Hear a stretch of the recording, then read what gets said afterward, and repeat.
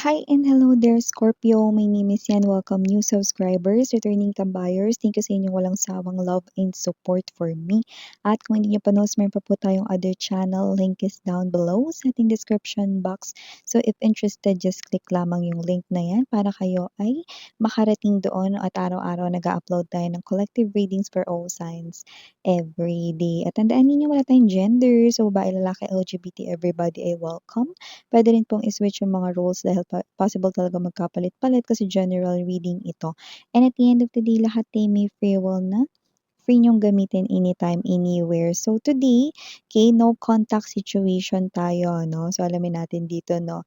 Maaari kayo dito makakonect ng 1 to 2 energies, no? Na talaga namang mas nakaka-connect dito sa inyong no contact situation. But let's see, no, kung ano yung mga possible actions, baka thoughts nitong person na to right now sa inyo, or any movement, no? Plano, ganyan. So, cross-watchers ni Scorpio, welcome ka rin. At kung may Scorpio placements sa natal/birth chart, welcome din po kayo. Just take only what resonates, guys.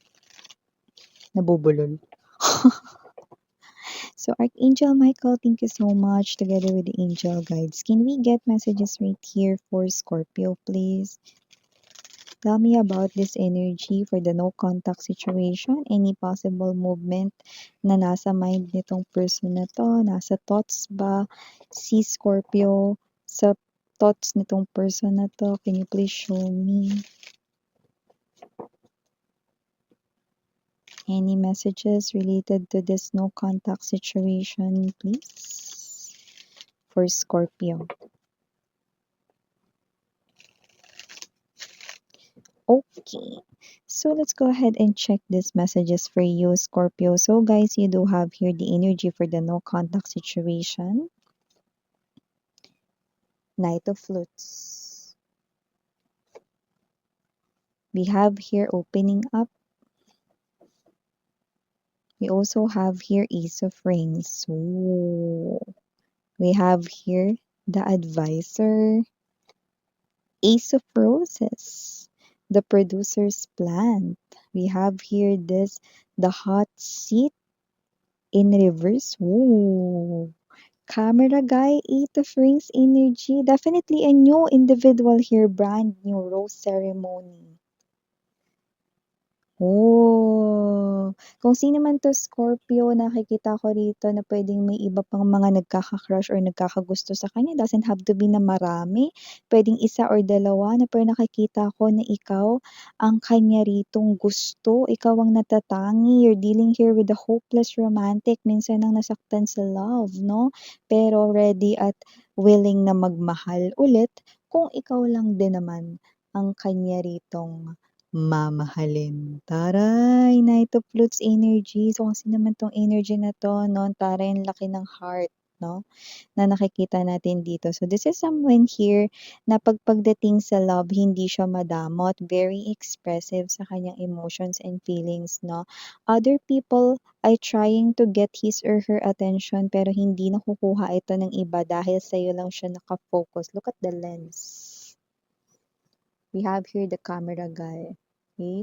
Sa'yo lang siya nagfo-focus, hindi niya pinapansin ang iba. 8 of Rings energy, pwedeng sa kasamahan mo yan sa trabaho or whatever. Just take how this resonates. No? Pero nakikita ko rito, with the 8 of Rings, that is an energy here of someone na talaga namang gagawin lahat no, para mag-work kanya rito mga plano. No? At kapag nagtagumpay siya rito 'no, nakikita ko na iwo-work out talaga niya ang inyong relationship, ang taray. Pero bukod dun sa workout, possible rin na attractive itong tao na 'to 'no, at yung iba with the workout, possible na siya ay naggi-gym or baka naman siya ay, ah, body conscious, yan 'no. Doesn't have to be na vain, pero more likely taking care of himself or herself 'no. Ibig sabihin not eating too much fatty foods, not eating too much sweets 'no. Kumbaga parang inaalagaan niya yung sarili niya, okey? So, yun ang nakikita natin dito. Also to prevent yung mga illnesses din 'no. So, I do pick up na itong person na 'to 'no is madalang talaga siyang magkasakit 'no, yan nakikita natin dito dahil maalaga siya sa kaniyang sarili at katawan 'no. So nakikita natin dito that this person will soon open up sa inyo. Lumalabas na no contact ito ngayon kasi nakikita ko na parang siya ay nandodoon sa step by step proseso, okey. So maaaring nilalatag niya ngayon habang no contact kayo ang kanya ritong mga plano kasi meron siya ritong first date, ayan oh. So nakikita ko dito that with the opening up 'no, beside the first date, this person here is someone na soon i-o-open up or iko-communicate niya sa inyo 'no, na gusto niya kayo, like niya kayo. So, maaring itong person na 'to 'no, will ask for your permission, yeah. This person here is someone who's respectful. Kaya nakikita natin dito na tatanungin niya muna kayo kung puwede ba siya ritong manligaw or kung puwede niya ba rito na iparating ang kanyang, emotions and feelings, wala bang magagalit. 'Yan 'no, sa posibleng itong person na 'to ay brand new talaga, dahil wala akong nakikita ritong anino ng ex mo Scorpio. Ito ay, brand new energy 'no. Puwedeng kakilala ng iba sa inyo 'no, pero yun nga hindi mo ine-expect na may gusto pala ito sa'yo. Yung iba naman talagang brand new, hindi mo pa talaga kilala as in 'no, pero ipapakilala niya ang kanyang sarili malapit na 'no, pretty soon. This person here loves you, loves looking at your photos right here 'no, and this person here will definitely mesmerize by you.